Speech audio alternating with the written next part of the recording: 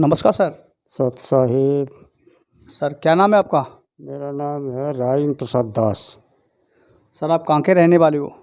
मेरा गांव नएपुरा, तहसील बाग, जिला आगरा, उत्तर प्रदेश।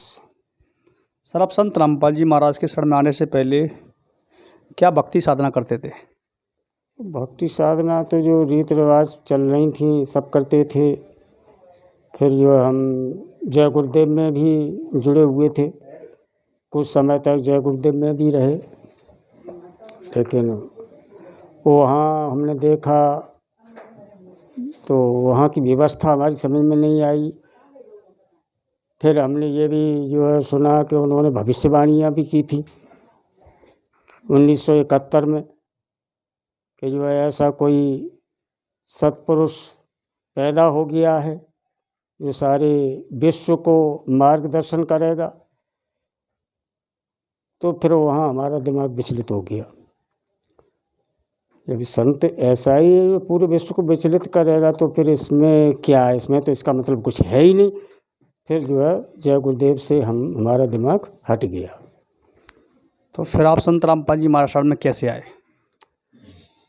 तो हम जो टीचिंग लाइन में थे और अक्सर जो हम स्कूल से आते थे तो वहाँ हमारे एक मित्र हैं राम मोहन दास, वो जो है इसमें पहले से जुड़े हुए थे। वहाँ बैठते थे, हम उनसे वार्तालाप चलती थी। तो उनके वार्ता में कुछ हमारा दिमाग ऐसा विचलित हुआ, हमने कि ये तो सब बकवास है और जो है हमें उचित मार्ग शायद यही लगता है और इसमें हमें जाना चाहिए। फिर हमने इस पंथ को स्वीकार किया। तो आपने संत रामपाल जी महाराज से कब नाम दीक्षा ली? हमने 30 जुलाई सन 2017 में लिया था नामदान। सर आपने सर 2017 में नाम दीक्षा ली, उसके बाद आपको जीवन में क्या लाभ प्राप्त हुए, क्या सुख प्राप्त हुए आपको? हाँ देखो, पहली बात तो लाभ हमें ये हुआ कि एक हमारे विचार से सही पंथ मिला, और दूसरा लाभ हमारा ये हुआ कि जो हमारे हाथ चटक जाते थे बुरी तरह से, तो हमें लगता था ये कोई वैसा रोग है। और तो संत जी से जब हमने अपने गुरु जी से नामदान लिया तो उसके बाद जो हमारे हाथों को बिल्कुल सही है, कोई परेशानी नहीं है। दूसरा लाभ ये हुआ, अकस्मात जो है हम वहाँ जा रहे थे यहाँ पे अयोध्या, तो ऐसा हुआ कि एक दिन जो है हमारे घर पर कोई था नहीं और हम गोबर का तसला भर के एक डालने गए, दूसरा भर के जैसे ही हमने उठाया तो हमारा पैर एक बायां ऐसे एकदम रह गया कि न तो अब खड़ा हुआ जाए न पैर धरती से लगे, दर्द के मारे बुरे परेशान। अब घर पर कोई था नहीं, तो हमारी एक बच्ची थी तो उसे हमने बुलाया, बुआई तो उसने उठाने की कोशिश की पर उस पर कहाँ उठाया जा रहा था।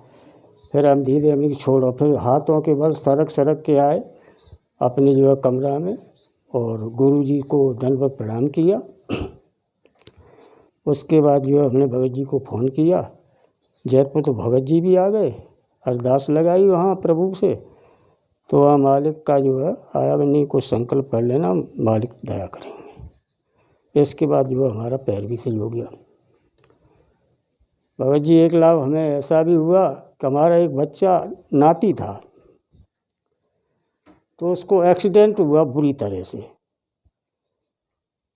सबके होश खराब हो रहे थे और ऐसी हालत उसकी हो गई थी, देखी नहीं जा रही थी, उसकी कोई चांस ही नहीं थे कि ये शायद जीवित रहेगा कि नहीं रहेगा। आँख तो ऐसी लग रही थी कि आँख तो गई काम से। तो हमें जैसे ही वहाँ से फ़ोन आया, घर पर कोई था नहीं, तो हमने गुरु से प्रणाम किया और गुरु से हमने बस यही एक प्रार्थना की कि मालिक ऐसा मत करना, लोग हंसी करेंगे कि वो तो उसमें जुड़े हुए थे और फिर भी ऐसा हुआ, थोड़ी सी कृपा बनाए रखियो। तो जो है मालिक ने ऐसी दया करी कि जो है वो बिल्कुल सही है, कोई परेशानी नहीं।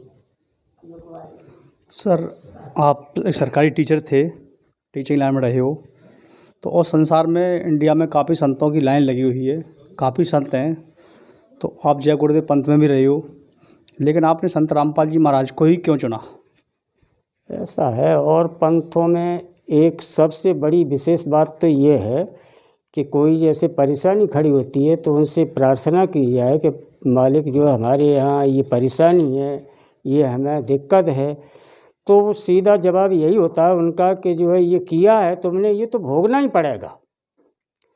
जो भाग्य में तुम लिखा के लाए हो, जो कर्म भोग हैं, वो तो तुम्हें भोगने ही पड़ेंगे। तो यहाँ दिमाग एक विचलित हो जाता है कि जब हमें भोगने ही पड़ेंगे तो फिर भक्ति हमें करने से फ़ायदा क्या है? किसी पंथ में जाने से मतलब क्या है? अगर डॉक्टर से दवाई लेने जा रहे हैं तो अपनी मर्ज़ ठीक कराने के लिए जा रहे हैं, और डॉक्टर ये कहता है कि नहीं दवाई तो हम दे रहे हैं लेकिन बुखार तो आएगा ही। जब बुखार ही आएगा तो फिर हमें दवाई लेने से उस डॉक्टर से फ़ायदा क्या है? तो और पंथों को हमें तो इसीलिए छोड़ना पड़ा, हमारे दिमाग में नहीं आया। इस पंथ में आने से हमें लाभ हुआ। तो आप कहना चाह रहे हो कि संत रामपाल जी महाराज जो भक्ति बताते हैं तो उससे आपके पिछले पाप कर्म कट जाते हैं? मेरी समझ में तो यही है कि जो है हमारे पैर रह गया था वो ठीक हो गया, फिर जो है बच्चे का एक्सीडेंट हुआ वो भी ठीक हो गया, हाथ चटक रहे थे वो भी सही हो गया। फिर हम जो है वहाँ जा रहे थे मगहर, तो बस जा रही थी अपने तहसील से, भक्त लोग जा रहे थे, उसमें हमने बुकिंग भी करा रखी थी, पैसे भी जमा कर दिए थे। जैसे ही दूसरे दिन गाड़ी जाने वाली थी, सुबह ही ऐसा हुआ कि हमको मालिक से हमने प्रार्थना करी, अरदास लगाई वहाँ, मालिक ने कही दया करेंगे प्रभु। तो ऐसा हुआ कि वो ठीक हो गया, लेकिन मगर तो हम नहीं जा पाए। उसके बाद से वो भी परेशानी दूर हो गई। तो जब हमें लाभ मिल रहा है तो बंधन कट ही रहे हैं हमारे, तो पाप कर्म कट ही रहे हैं, तो हमें फिर भक्ति करनी चाहिए, इसलिए हमें इसमें जुड़े हुए हैं। सर, बताया जाता है कि संत रामपाल जी महाराज आज दिन सुर्खियों में रहते हैं, उन पर देशद्रोह का केस भी लगा हुआ है, इस समय वो जेल में बंद हैं, और आपने सन 2017 में उनसे नाम दीक्षा ली है, तो इसके विषय में आप क्या कहना चाहेंगे? ऐसा है कि हो सकता है उन लोगों के लिए वो जेल में बंद हों, लेकिन भगवान कभी बंद में नहीं, वो जेल में नहीं रहता है। भगवान तो कण कण में व्याप्त है। जब हमारे काम सर हो रहे हैं तो हमारे लिए तो वो जेल में हैं ही नहीं। जेल में होंगे उनके लिए होंगे जब हमारे काम सब सही हो रहे हैं, तो फिर जेल काहे की है उनकी। सर, आज की डेट में देखा जाए तो बहुत सारे लोग दुखी हैं, रोगों से दुखी है, कोई किसी से दुखी है, तो उन लोगों को भी के लिए आप क्या कहना चाहेंगे? उन लोगों के लिए तो ये है कि जो है देखो, गीता में भी कहा है कि शास्त्र विरुद्ध जो साधना करते हैं उनकी कोई न तो मुक्ति होती है, न उन्हें कोई लाभ होता है। तो शास्त्र के विरुद्ध जो है ये सब अपने उसमें लगे हुए हैं, पूजा पाठ में, भक्ति में, तो इसलिए उन्हें कोई लाभ नहीं हो रहा है। हर आदमी के अंदर श्रद्धा है, हर आदमी श्रद्धा के अनुसार अपने अपने, कोई भगवान विष्णु को पूज रहा है, कोई शंकर जी के मंदिर में जा रहा है, कोई दुर्गा को पूज रहा है, कोई व्रत रख रहा है। श्रद्धा तो सबके अंदर है, लेकिन उससे लाभ इसीलिए नहीं हो रहा है। सब करते हुए भी दुखी हैं वो, क्यों? कि जो है शास्त्र विरुद्ध साधना है उनकी। और हमारे संत गुरु जी महाराज जो है शास्त्र विरुद्ध साधना छोड़ के शास्त्र के अनुसार, शास्त्र विधि से जो अपनी साधना बताते हैं, जिससे हमें लाभ हो रहे हैं। सर, भक्त समाज को क्या संदेश देना चाहते हो? समाज से तो हमारी प्रार्थना यही है कि जो आजकल आदमी, हर आदमी परेशानी से जूझ रहा है, तो परेशानियों से निकलने के लिए तो यही है कि जो है अपने शास्त्र अनुसार साधना करें, गुरु जी के शरण में आए और अपना कल्याण करवाएं। सर, कोई व्यक्ति संत रामपाल जी महाराज से जुड़ना चाहे तो कैसे आ सकता है? गुरु जी से तो जुड़ने के लिए कई एक जो है उपाय हैं।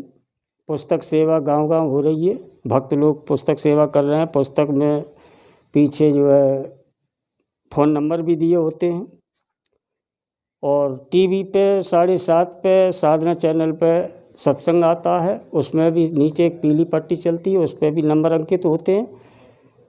तो उस नंबर पर फ़ोन करके ये अपने नज़दीकी केंद्र का पता लगाया जा सकता है और नामदान लिया जा सकता है। धन्यवाद सर। सत साहिब।